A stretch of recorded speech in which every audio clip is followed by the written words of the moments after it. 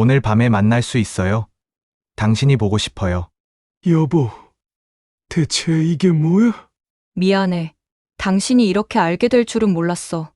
이럴 순 없어. 이럴 순 없다고. 당신은 장애가 있어. 아이들을 제대로 돌볼 수 없어. 내가 키우는 게 아이들을 위해서도 좋아. 좋아, 당신이 원한다면 법정에서 보자. 하지만 명심해. 얘가 절대 아이들을 포기하지 않을 거라는 걸. 아빠, 엄마가 정말 나쁜 짓을 한 거야? 어머니, 왜 오셨습니까? 당신은 이 자리에 초대받지 않았습니다. 내 아들의 결혼식인데 어머니가 어떻게 오지 않을 수 있겠니? 축하해주러 왔어. 어머니, 당신이 이곳에 온 진짜 이유는 그게 아니잖아요. 제가 성공한 변호사가 되었다는 소식을 듣고 무언가 얻어갈 수 있을 거라 생각하신 겁니까? 아들아, 제발 이 엄마를 용서해 주렴. 내가 잘못했어. 돌아갈 곳이 없단다.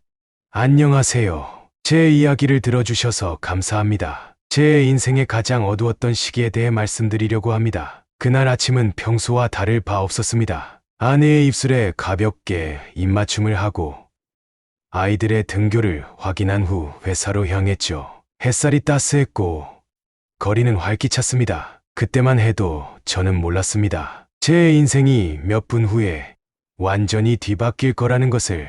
차를 타고 출근하던 중 신호등 앞에 멈춰섰을 때 갑자기 요란한 경적 소리와 함께 뒤에서 굉음이 들렸습니다. 백미러로 본 것은 제어불능 상태로 달려오는 거대한 트럭이었습니다. 공포에 질린 채 핸들을 꽉 잡았지만 그게 전부였습니다. 눈 깜짝할 사이에 강철의 괴물이 제 차를 덮쳤고 세상이 빙글빙글 돌기 시작했습니다. 으아! 제 비명이 들리는가 싶더니 모든 것이 캄캄해졌습니다. 의식이 돌아왔을 때 저는 이미 구급차 안이었습니다. 온몸이 불에 타는 듯한 고통에 시달렸고 숨을 쉴 때마다 가슴이 찢어지는 것 같았습니다. 괜찮으세요?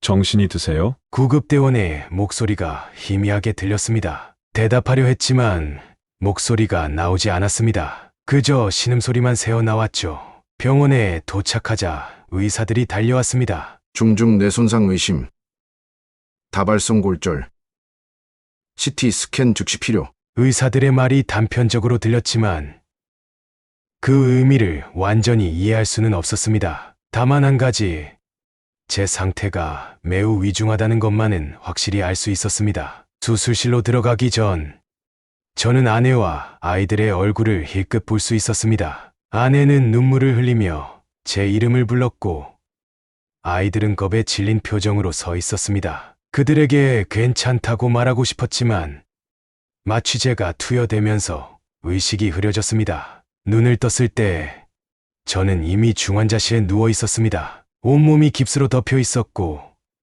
수많은 호스와 전선이 제 몸에 연결되어 있었습니다. 움직이려 했지만 몸이 말을 듣지 않았습니다. 공포와 절망감이 밀려왔습니다. 여보, 정신이 들어?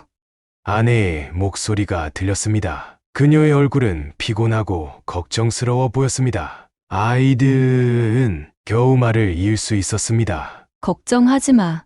애들은 괜찮아. 지금은 당신 건강이 최우선이야.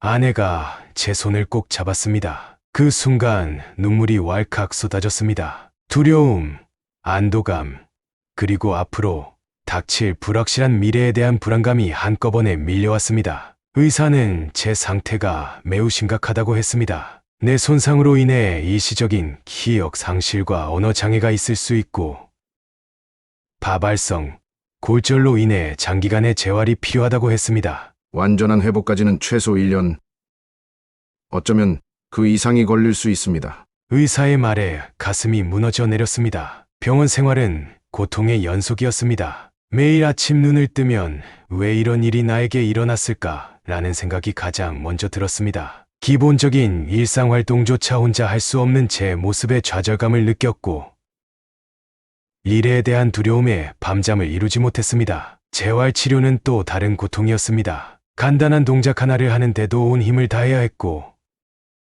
매번 실패할 때마다 좌절감에 빠졌습니다. 더 이상은 못하겠어요. 라고 외치며 포기하고 싶은 순간이 수없이 많았습니다. 하지만 그럴 때마다 아이들의 얼굴이 떠올랐습니다. 그들의 미래, 그들의 꿈, 그리고 그들이 아버지를 필요로 한다는 사실. 이것들이 제가 포기하지 않고 계속 싸울 수 있는 이유였습니다. 시간이 지나면서 조금씩 호전되기 시작했습니다. 처음으로 혼자 숟가락을 들었을 때의 기쁨, 몇 발자국이나마 혼자 걸을 수 있게 되었을 때의 성취감. 이런 작은 진전들이 제게는 큰 승리였습니다. 하지만 동시에 제 부재로 인한 가족의 어려움도 점점 더 커져갔습니다. 아내는 간병과 생계를 동시에 책임져야 했고, 아이들은 갑자기 어른이 되어야 했습니다. 그들의 지친 모습을 볼 때마다 가슴이 찢어지는 듯 했습니다. 내가 빨리 나아야 해. 반드시. 매일 밤 이불 속에서 중얼거렸습니다. 하지만 현실은 녹록지 않았습니다. 병원비는 눈덩이처럼 불어났고 제 월급으로는 턱없이 부족했습니다. 집에 있는 돈은 바닥을 보이기 시작했고 결국 대출을 받아야 했습니다. 그 와중에 아내의 표정이 점점 어두워지는 것을 느낄 수 있었습니다. 처음에는 피곤해서 그런가 보다 했지만 점점 그녀의 눈빛이 달라지는 것을 알 수 있었습니다. 무언가 숨기는 듯한, 그리고 점점 저에게서 멀어지는 듯한 느낌. 그때는 몰랐습니다. 이것이 우리 가정에 닥칠 더 큰 위기의 전조라는 것을. 사고는 단지 시작에 불과했고 진짜 시련은 이제부터 시작이라는 것을.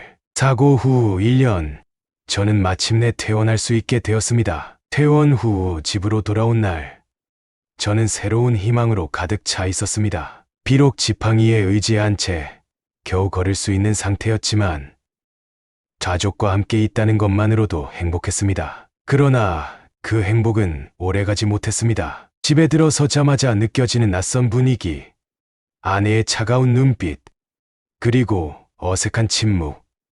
모든 것이 예전과는 달랐습니다. 처음에는 제가 오랜만에 집에 돌아와서 그런가 보다 했습니다. 하지만 시간이 지나도 상황은 나아지지 않았고 오히려 점점 더 악화되어 갔습니다. 아내는 늦은 밤까지 집에 들어오지 않는 날이 잦아졌고 집에 있을 때도 저와 눈을 마주치지 않으려 했습니다. 대화를 시도해도 짧게 대답하고 자리를 피하기 일쑤였죠. 처음에는 제가 짐이 되어 미안해하는 거라고 생각했습니다. 하지만 점점 이상한 낌새를 느끼기 시작했습니다. 그날 밤, 저는 우연히 아내의 휴대폰을 보게 되었습니다. 평소라면 절대 하지 않았을 행동이었지만 불안한 마음에 그만 아내의 휴대폰을 열자마자 저는 그 자리에서 얼어붙고 말았습니다. 오늘 밤에 만날 수 있어요?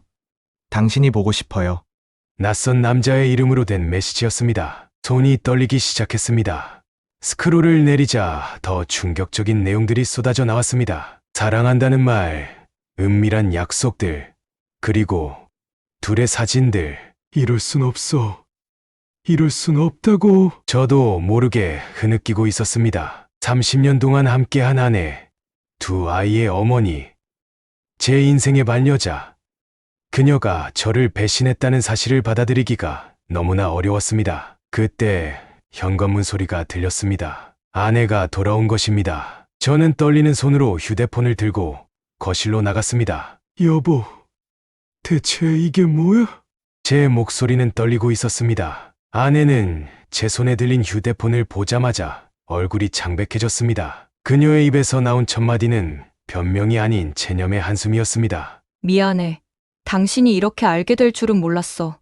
그 말을 듣는 순간 제 세상이 무너져 내리는 것 같았습니다. 아내는 울면서 모든 것을 실토했습니다. 제가 사고로 입원해 있는 동안 우연히 만난 남자와 가까워졌다고 합니다. 그 남자는 성공한 사업가로 아내에게 안정감과 위로를 주었다고 했습니다. 당신이 언제 회복될지, 우리 가정의 미래가 어떻게 될지 모르는 상황에서 나도 모르게 그 사람에게 의지하게 됐어. 아내의 말 한마디 한마디가 비수가 되어 제 가슴을 찔렀습니다. 분노, 배신감, 절망, 모든 감정이 한꺼번에 밀려왔습니다. 그럼 지금 우리는 어떻게 되는 거야? 당신은 나를, 우리 가족을 버리겠다는 거야. 아내는 고개를 숙인 채 대답했습니다. 나도 잘 모르겠어. 하지만 더 이상 예전으로 돌아갈 순 없을 것 같아. 그 말을 듣는 순간 저는 모든 것을 잃은 것 같았습니다. 건강, 직장, 그리고 이제 가정까지 한순간에 제 인생의 모든 것이 무너져 내렸습니다. 그날 밤 저는 홀로 소파에 앉아 밤을 지새웠습니다. 머릿속으로 우리의 30년 세월이 주마등처럼 스쳐 지나갔습니다. 첫 만남, 결혼식, 아이들의 탄생, 그리고 함께 극복해온 수많은 어려움들. 그 모든 것들이 이제는 허망한 추억이 되어버렸습니다. 다음 날 아침 아이들에게 이 사실을 알려야 했습니다. 그들의 충격받은 표정, 딸의 눈물, 아들의 분노, 모든 것이 제 가슴을 더욱 아프게 했습니다. 가족이라는 이름으로 함께했던 우리의 보금자리가 순식간에 산산조각 나고 말았습니다. 그 후 며칠 동안 저는 깊은 절망에 빠졌습니다. 식사도 제대로 하지 못했고 잠도 이루지 못했습니다. 재활치료도 포기하고 싶었습니다. 이제 무엇을 위해 살아야 하나 하는 생각이 계속 머릿속을 맴돌았습니다. 하지만 그때 문득 아이들의 얼굴이 떠올랐습니다. 그들의 슬픔에 잠긴 눈, 불안해하는 모습. 저는 깨달았습니다. 제가 무너지면 아이들은 더 큰 상처를 받게 될 거라는 것을.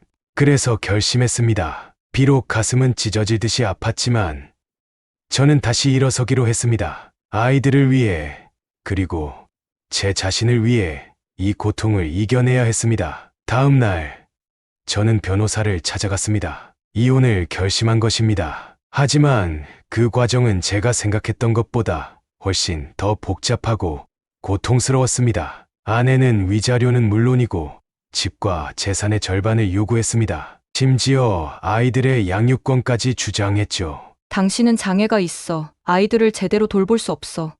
내가 키우는 게 아이들을 위해서도 좋아.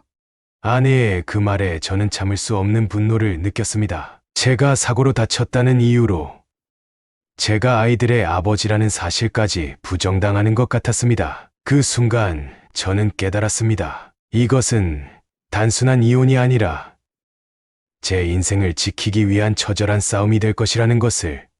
아내의 배신으로 인한 상처는 아직도 생생했지만 이제는 그것을 뛰어넘어 제 가족과 미래를 지켜야 했습니다. 좋아, 당신이 원한다면 법정에서 보자. 하지만 명심해.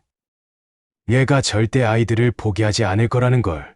제 목소리에는 더 이상 절망이 아닌 강한 의지가 담겨 있었습니다. 이것이 제 인생의 가장 힘든 싸움이 될 것이라는 걸 알았지만 저는 이미 각오를 다졌습니다. 아이들을 위해, 그리고 제 자신의 존엄성을 지키기 위해 끝까지 싸울 것입니다. 배신의 아픔은 여전히 제 가슴 깊숙이 남아 있었지만 이제 그 아픔은 제가 앞으로 나아갈 수 있는 동력이 되었습니다. 이것이 끝이 아닙니다. 새로운 시작, 그리고 더 큰 싸움이 제 앞에 놓여 있었습니다. 이혼 소송이 시작되고 저는 제 인생에서 가장 치열한 싸움을 시작해야 했습니다. 법정은 제가 상상했던 것보다 훨씬 더 냉혹한 곳이었습니다. 첫 재판 날, 저는 떨리는 다리로 법정에 들어섰습니다. 맞은편에 앉아있는 아내, 아니, 이제는 상대방이라고 불러야 할 그녀의 모습이 낯설게 느껴졌습니다. 그녀의 옆에는 날카로운 눈빛의 변호사가 앉아 있었고 그 모습에서 이 싸움이 얼마나 힘들어질지 직감할 수 있었습니다. 피고 측에서는 원고의 장애로 인해 자녀 양육이 불가능하다고 주장하고 있습니다. 이에 대해 어떻게 생각하십니까? 판사의 질문에 저는 떨리는 목소리로 대답했습니다. 존경하는 재판장님, 제가 비록 지금은 몸이 불편하지만 저는 아이들의 아버지입니다. 제 아이들을 사랑하고 그들을 위해 무엇이든 할 수 있습니다. 제 장애가 아이들을 사랑하고 돌보는 데 방해가 되지 않습니다. 그러나 상대 변호사의 반격은 매섭기 그지없었습니다. 피고는 현재 정상적인 직장 생활이 불가능한 상태입니다. 경제적으로 아이들을 부양할 능력이 없다는 뜻이죠. 게다가 일상생활에서도 타인의 도움이 필요한 상황에서 어떻게 미성년자인 자녀들을 제대로 돌볼 수 있다고 생각하십니까? 이 말에 법정이 술렁였고 저는 순간 말문이 막혔습니다. 그들의 주장이 전혀 근거 없는 것은 아니었기 때문입니다. 하지만 그때 제 아들이 자리에서 일어났습니다. 재판장님, 저도 한 말씀 드려도 될까요? 판사의 허락을 받은 아들은 떨리는 목소리로 말을 이어갔습니다. 저는 아버지께서 저희를 얼마나 사랑하시는지 잘 압니다. 사고 이후에도 아버지는 항상 저희를 걱정하셨고 재활에 전념하신 이유도 저희 곁으로 빨리 돌아오기 위해서였습니다. 어머니가 우리를 버리고 떠났을 때도 아버지는 흔들리지 않고 저희를 지키셨습니다. 제발 저희를 아버지에게서 떼어놓지 말아주세요. 아들의 눈물 어린 호소에 법정은 잠시 침묵에 빠졌습니다. 그 순간 저는 눈물을 참을 수 없었습니다. 제 아들이 이렇게 성장해 있었다니. 그러나 이것은 시작에 불과했습니다. 이후 몇 달 동안 재판은 계속되었고 매 순간이 치열한 싸움의 연속이었습니다. 전 아내 측에서는 제 우울증 병력을 들먹이며 제가 정서적으로 불안정하다고 주장했고 심지어 제 재활 의지까지 의심하는 발언을 서슴지 않았습니다. 피고는 현재 심각한 우울증을 앓고 있습니다. 이런 상태에서 어떻게 아이들을 건강하게 양육할 수 있겠습니까? 게다가 재활치료에도 소극적인 태도를 보이고 있어 앞으로의 회복 가능성도 불투명합니다. 이 말을 들었을 때 저는 참을 수 없는 분노를 느꼈습니다. 제가 얼마나 필사적으로 재활에 매달렸는지, 얼마나 아이들을 위해 노력했는지 그들은 전혀 모르고 있었습니다. 하지만 제 편에서도 묵묵히 저를 도와주는 사람들이 있었습니다. 제 변호사는 헌신적으로 사건을 맡아주었고 재활치료사는 제 회복 과정에 대한 상세한 보고서를 법원에 제출해 주었습니다. 직장 동료들도 제가 얼마나 성실한 사람인지 증언해 주었죠. 그 중에서도 가장 큰 힘이 되어준 것은 역시 제 아이들이었습니다. 그들은 법정에서 아버지와 함께 살기를 원한다는 의사를 분명히 밝혔고 제가 얼마나 좋은 아버지인지 눈물 어린 목소리로 증언해 주었습니다. 마침내 6개월간의 지난한 법정 싸움 끝에 판결의 날이 다가왔습니다. 그날 아침 저는 평생 느껴보지 못한 긴장감에 휩싸였습니다. 이 판결이 제 인생을 완전히 바꿔놓을 수 있다는 것을 알았기 때문입니다. 법정에 들어서자 숨막히는 긴장감이 감돌았습니다. 판사가 입을 열었을 때 저는 심장이 멎는 줄 알았습니다. 본법원은 원고와 피고의 주장을 모두 신중히 검토하였습니다. 피고의 현재 건강 상태와 경제적 상황을 고려했을 때 우려되는 점이 있는 것은 사실입니다. 그러나 동시에 피고가 보여준 강한 재활 의지와 자녀에 대한 사랑, 그리고 자녀들의 의사를 무시할 수 없다고 판단하였습니다. 숨을 멈추고 판사의 말을 듣고 있던 저는 그 다음 순간 눈물을 터뜨리고 말았습니다. 따라서 본법원은 피고에게 자녀들의 양육권을 부여하기로 결정하였습니다. 다만 원고에게는 정기적인 면접 교섭권을 인정합니다. 또한 피고의 재활과 자녀 양육을 돕기 위해 원고는 매달 일정에게 양육비를 지급해야 합니다. 그 순간 법정은 술렁였고 저는 자리에서 일어나 아이들을 껴안았습니다. 우리는 함께 눈물을 흘리며 서로를 위로했습니다. 힘든 시간이었지만 우리는 이겨냈습니다. 판결 이후 저는 새로운 삶을 시작했습니다. 양육권을 얻은 것이 끝이 아니라 새로운 시작이라는 것을 잘 알고 있었습니다. 아이들을 위해 더 열심히 재활에 매진했고 부족한 부분은 주변의 도움을 받아가며 채워나갔습니다. 법정 싸움에서 승리한 후 저는 새로운 현실과 마주해야 했습니다. 양육권을 얻은 것은 끝이 아니라 새로운 시작이었습니다. 아이들과 함께 새 집으로 이사를 했습니다. 작고 허름한 아파트였지만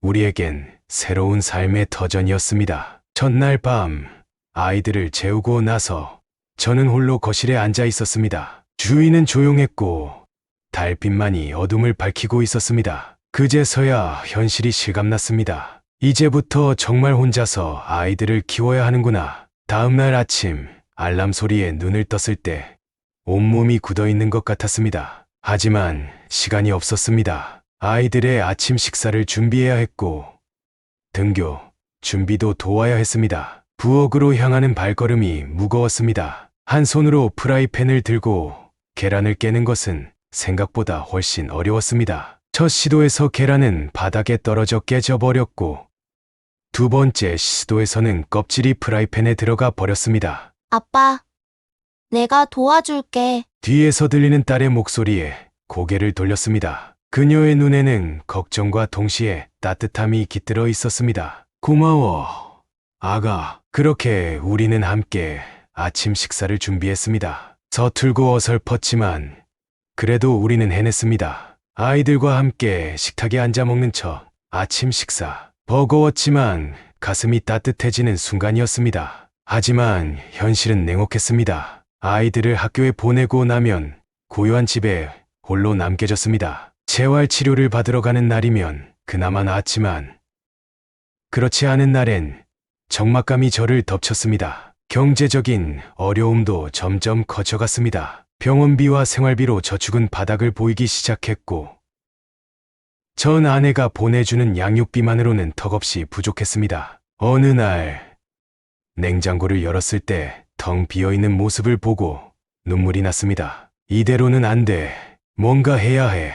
그날 밤 저는 컴퓨터 앞에 앉았습니다. 한 손으로 키보드를 두드리는 것은 쉽지 않았지만 포기할 순 없었습니다. 온라인에서 할 수 있는 일을 찾아보기 시작했습니다. 번역, 원고 작성, 데이터 입력, 할 수 있는 일은 무엇이든 지원했습니다. 처음에는 거절의 연속이었습니다. 하지만 포기하지 않고 계속 도전했습니다. 마침내 한 회사에서 연락이 왔습니다. 재택으로 할 수 있는 간단한 데이터 입력 일이었습니다. 급여는 많지 않았지만 저에겐 희망의 불씨였습니다. 일을 시작하고 나서 생활은 더욱 바빠졌습니다. 아침에 아이들을 학교에 보내고 재활 치료를 받고 집에 돌아와서는 밤늦게까지 일했습니다. 힘들었지만 조금씩 나아지고 있다는 느낌이 들었습니다. 한편 재활 치료에서도 조금씩 진전이 있었습니다. 처음으로 지팡이 없이 걸을 수 있게 되었을 때 저는 아이들과 함께 기쁨의 눈물을 흘렸습니다. 아빠, 정말 대단해. 아빠가 자랑스러워. 아들의 말에 가슴이 뭉클해졌습니다. 그동안 아이들에게 미안한 마음뿐이었는데 이렇게 자랑스러워해주니 더욱 열심히 해야겠다는 생각이 들었습니다. 시간이 지나면서 우리 가족만의 루틴이 생겼습니다. 아침에는 함께 식사 준비를 하고 저녁에는 아이들이 숙제하는 동안 제가 일을 했습니다. 주말에는 함께 공원에 가거나 영화를 보며 시간을 보냈습니다. 경제적으로는 여전히 빠듯했지만 우리는 행복했습니다. 오히려 이전보다 더 끈끈해진 가족애를 느낄 수 있었죠. 아이들은 놀랍도록 성숙해졌고 서로를 더 이해하고 배려하게 되었습니다. 6개월이 지났을 때 저는 처음으로 월급을 받았습니다. 금액은 크지 않았지만 제게는 큰 의미가 있었습니다. 그날 저녁 저는 오랜만에 아이들을 데리고 외식을 했습니다. 오늘은 특별한 날이란다. 아빠가 첫 월급을 받은 날이거든. 아이들의 얼굴에 환한 미소가 번졌습니다. 우리는 소박한 식사를 하면서도 낯이 큰 잔치라도 하는 것처럼 즐거워했습니다. 그날 밤 아이들을 재운 후 저는 다시 한번 지난 시간을 돌아보았습니다. 힘들고 고통스러운 순간도 많았지만 그 모든 것을 이겨내고 지금 여기에 있다는 사실이 믿기지 않았습니다. 문득 거울 속 제 모습이 눈에 들어왔습니다. 여전히 지팡이에 의지한 채 서 있었지만 눈빛은 달라져 있었습니다. 더 이상 절망과 고통으로 가득 찬 눈이 아니었습니다. 그 대신 희망과 결의로 빛나고 있었죠. 할 수 있어. 우리는 해낼 수 있어. 혼잣말로 중얼거리며 저는 미소 지었습니다. 아직 가야 할 길이 멀다는 것을 알고 있었습니다. 하지만 이제는 두렵지 않았습니다. 아이들과 함께라면 어떤 어려움도 이겨낼 수 있을 것 같았습니다. 새로운 삶에 적응해가는 와중에도 제 마음 한구석에는 여전히 어두운 그림자가 자리 잡고 있었습니다. 전 아내와 그녀의 새 남자에 대한 분노와 복수심이 그것이었습니다. 밤마다 그들이 행복하게 살고 있을 거라는 생각에 잠을 이루지 못했습니다. 어느 날 우연히 길에서 전 아내의 친구를 마주쳤습니다. 그녀는 저를 보고 안타까운 듯 말을 걸었습니다. 어떻게 지내세요? 그 사람들 요즘 잘 나간다면서요? 새로 큰 저택도 샀다고 하던데. 그 말을 듣는 순간 제 안에 무언가가 무너져 내렸습니다. 전 아내와 그 남자가 호화로운 삶을 누리고 있다는 사실이 저를 더욱 고통스럽게 했습니다. 이대로는 안 돼. 그들이 저렇게 호의호식하는 동안 나와 아이들은 이렇게 고통받고 있다니. 그날부터 저는 은밀히 그들의 정보를 수집하기 시작했습니다. 처음에는 단순히 주변 사람들의 이야기를 듣는 정도였지만 점차 더 깊이 파고들었습니다. 결국 저는 용기를 내어 흥신소를 찾아갔습니다. 그들의 모든 것을 알고 싶습니다. 일상, 사업 내용, 비밀, 무엇이든 좋습니다. 흥신소 직원은 의문스러운 미소를 지으며 고개를 끄덕였습니다. 그렇게 시작된 은밀한 조사는 몇 주 동안 계속되었습니다. 마침내 흥신소에서 보고서를 받았을 때 저는 놀라운 사실을 발견했습니다. 그 사업가의 성공 뒤에는 어두운 비밀이 숨겨져 있었던 것입니다. 탈세, 뇌물, 노동자 착취, 그의 사업 제국은 불법과 비리로 가득 차 있었습니다. 이 정보를 어떻게 활용할지 고민했습니다. 법적으로 신고할 수도 있었지만 그렇게 하면 전 아내도 함께 처벌받을 것이 분명했습니다. 아무리 그녀가 저를 배신했다고 해도 아이들의 어머니가 감옥에 가는 것은 원치 않았습니다. 대신 저는 은밀한 방법을 선택했습니다. 흥신소를 통해 얻은 정보를 조금씩 가공해 그의 경쟁사들에게 흘리기 시작했습니다. 동시에 업계 내부자를 가장의 관련 커뮤니티에 의혹을 제기하는 글을 올리기도 했습니다. 이것은 정의를 위한 것이야.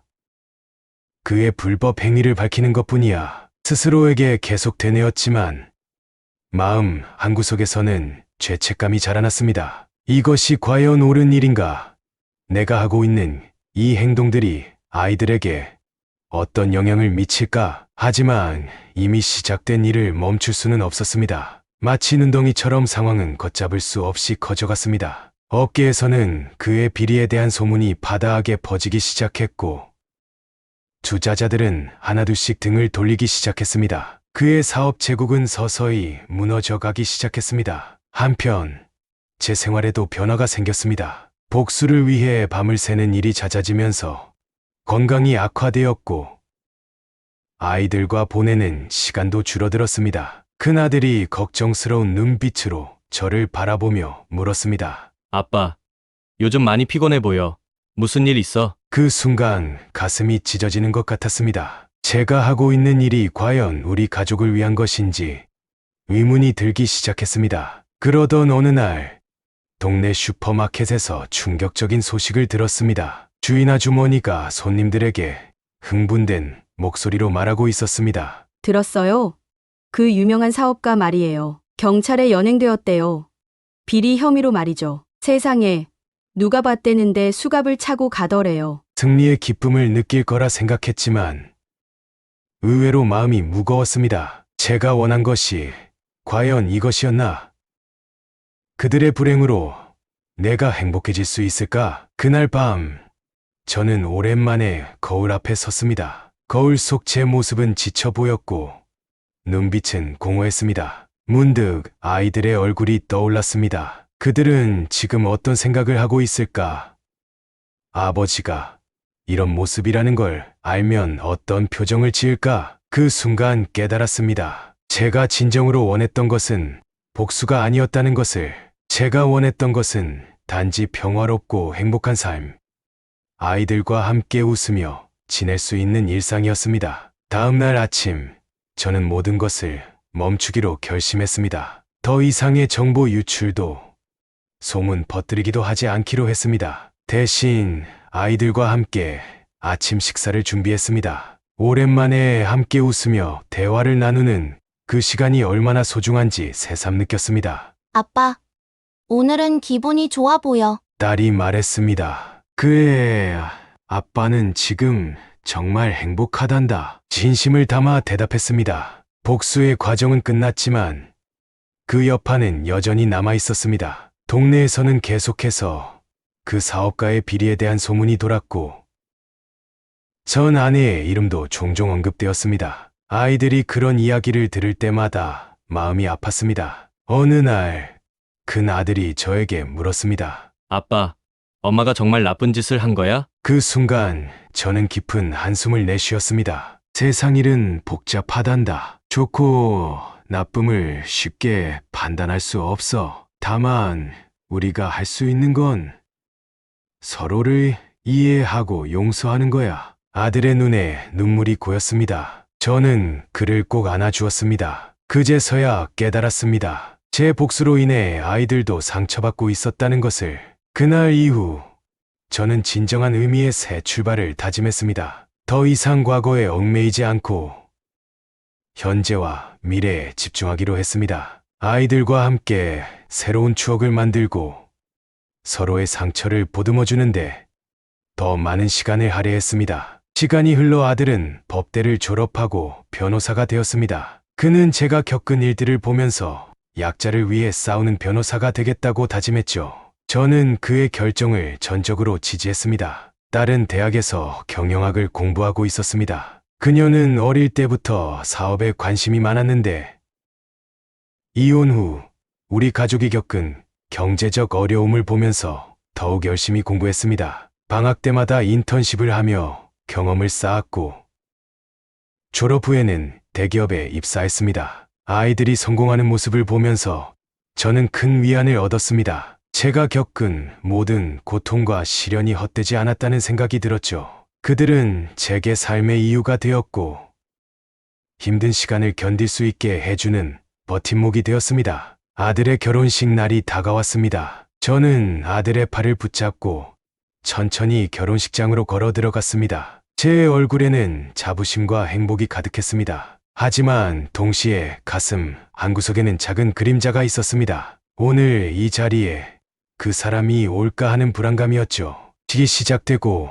신랑 신부가 입장하는 순간 갑자기 뒤쪽에서 소란이 일었습니다. 고개를 돌려보니 믿기지 않는 광경이 펼쳐졌습니다. 전 아내가 한 남자와 함께 서 있었던 것입니다. 그녀의 옆에 선 남자는 다름 아닌 그녀가 저를 버리고 떠났던 그 사업가였습니다. 순간 제 심장이 멎는 것 같았습니다. 12년 만에 마주한 그녀의 모습은 많이 변해 있었습니다. 한때는 화려했던 그녀의 모습은 온데간데 없고 피곤하고 초라해 보였습니다. 그녀 옆의 남자 역시 마찬가지였습니다. 한때 성공한 사업가였던 그의 모습은 찾아볼 수 없었고 불안한 눈빛으로 주위를 둘러보고 있었습니다. 하객들의 시선이 일제히 그들에게 쏠렸습니다. 웅성거림이 점점 커져갔고 결혼식 진행이 중단될 위기에 처했습니다. 그때 아들이 단호하게 앞으로 나섰습니다. 어머니, 왜 오셨습니까?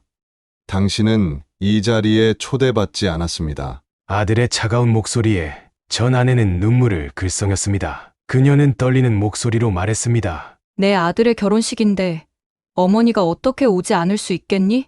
축하해주러 왔어. 하지만 아들은 냉정하게 대꾸했습니다. 어머니, 당신이 이곳에 온 진짜 이유는 그게 아니잖아요.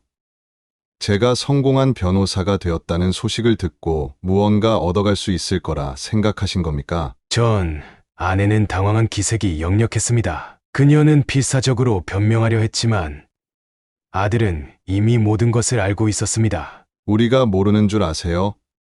당신들이 모든 것을 잃고 빚더미에 앉았다는 거려. 그래서 이렇게 찾아온 거죠.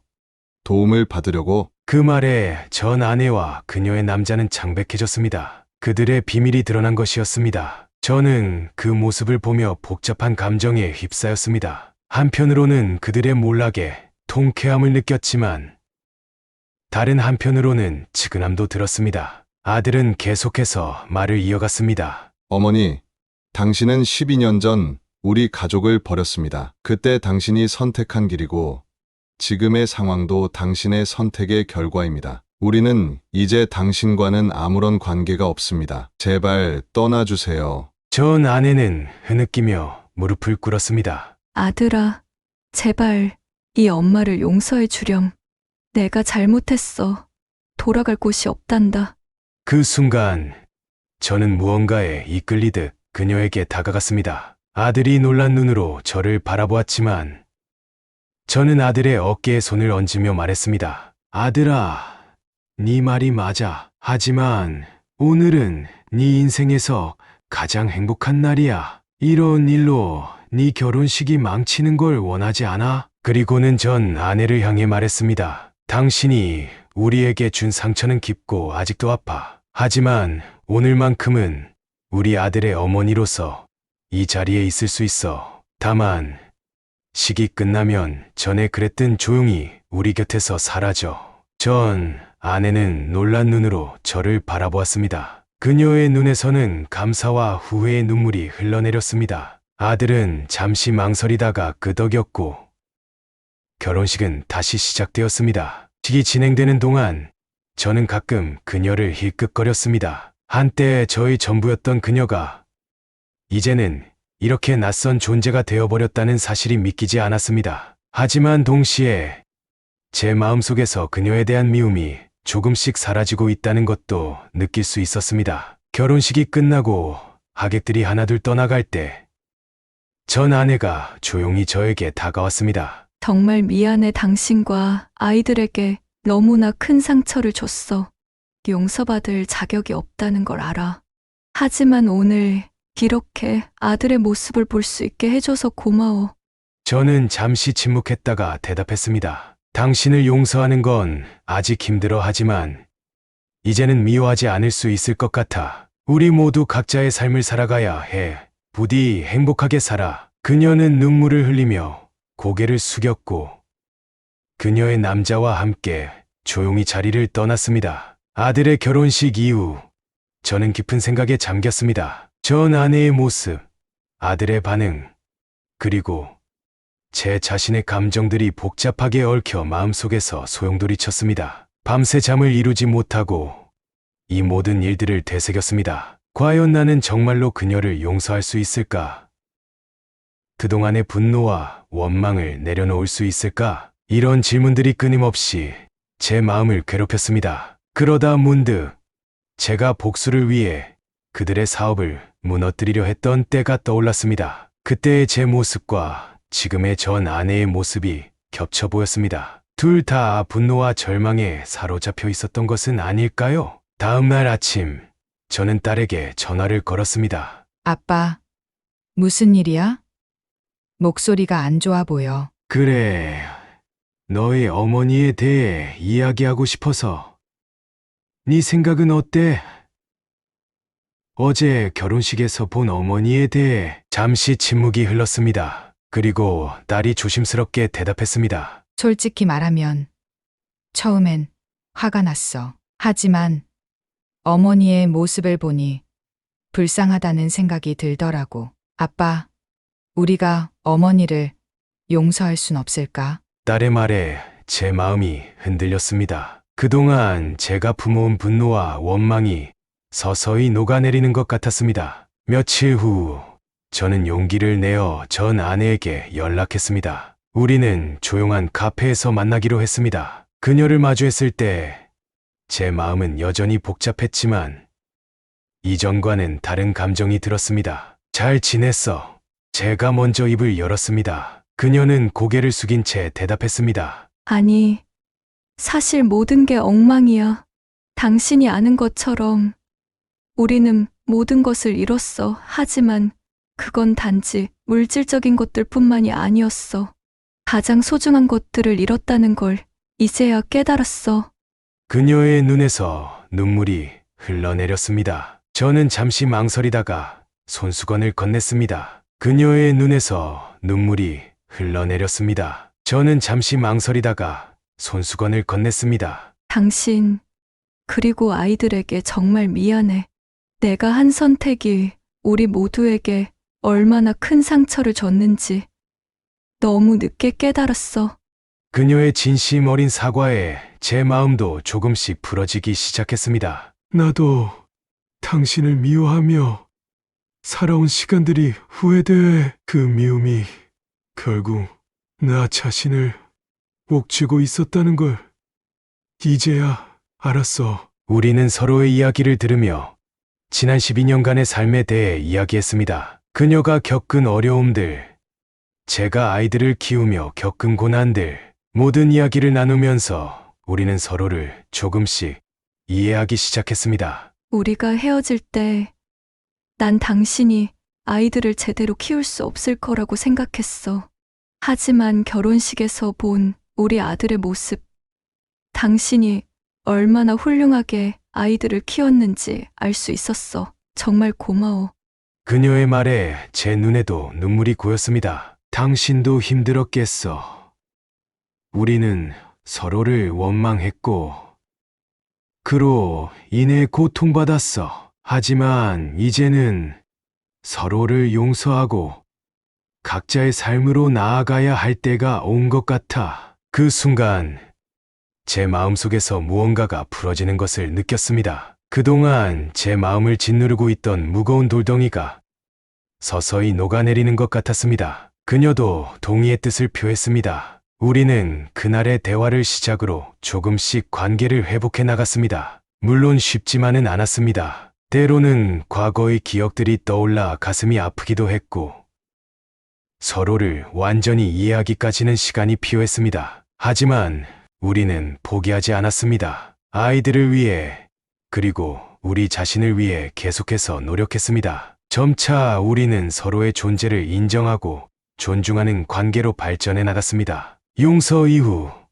제 삶은 많이 달라졌습니다. 마음속에 무거운 짐을 내려놓으니 세상이 다르게 보이기 시작했습니다. 더 이상 과거에 얽매이지 않고 현재와 미래에 집중할 수 있게 되었죠. 아이들과의 관계도 더욱 돈독해졌습니다. 그들은 제가 전 아내를 용서한 것에 대해 처음에는 이해하지 못했지만 시간이 지나면서 그 의미를 깨닫기 시작했습니다. 우리 가족은 더욱 강해졌고 서로를 이해하고 지지하는 관계가 되었습니다. 전 아내와도 어느 정도 관계를 회복했습니다. 물론 예전처럼 가까워질 수는 없겠지만 최소한 서로를 이해하고 존중하는 사이가 되었습니다. 그녀는 이제 우리 가족의 행사에 가끔 초대받기도 합니다. 아이들도 조금씩 어머니를 받아들이기 시작했죠. 저는 이제 제2의 인생을 시작했습니다. 사고 이후 포기했던 꿈들을 다시 찾아 나섰고 새로운 취미도 만들었습니다. 봉사활동을 시작했고 그 과정에서 많은 사람들을 만나고 도울 수 있었습니다. 이 경험을 통해 제 삶에 새로운 의미와 목적을 찾았습니다. 이제 저는 70대 중반의 나이가 되었습니다. 건강은 여전히 완벽하지 않지만 마음만큼은 그 어느 때보다도 풍요롭고 평화롭습니다. 아들은 성공한 변호사로서 사회적 약자들을 위해 힘쓰고 있습니다. 그의 아내와 함께 제게 귀여운 손주들을 안겨주었죠. 딸은 대기업의 임원으로 승진했고 곧 결혼을 앞두고 있습니다. 그들을 보면 가슴이 뿌듯합니다. 전 아내와도 가끔 연락을 주고받습니다. 우리는 이제 서로의 행복을 진심으로 축하해 줄 수 있는 사이가 되었습니다. 그녀도 새로운 삶을 찾아 나름의 평화를 얻었다고 합니다. 저는 요즘 제 경험을 바탕으로 한 책을 쓰고 있습니다. 제 이야기가 비슷한 어려움을 겪고 있는 누군가에게 희망과 용기를 줄 수 있기를 바랍니다. 또한 지역 복지관에서 장애인들을 위한 상담 봉사도 하고 있습니다. 제가 겪은 경험이 다른 이들에게 도움이 될 수 있다는 사실에 큰 보람을 느낍니다. 인생을 돌이켜보면 모든 순간이 의미 있었음을 깨닫습니다. 좋은 일도 나쁜 일도 모두 저를 지금의 모습으로 만들어준 소중한 경험들이었습니다. 앞으로 남은 인생, 저는 감사하는 마음으로 하루하루를 충실히 살아가려 합니다. 여러분,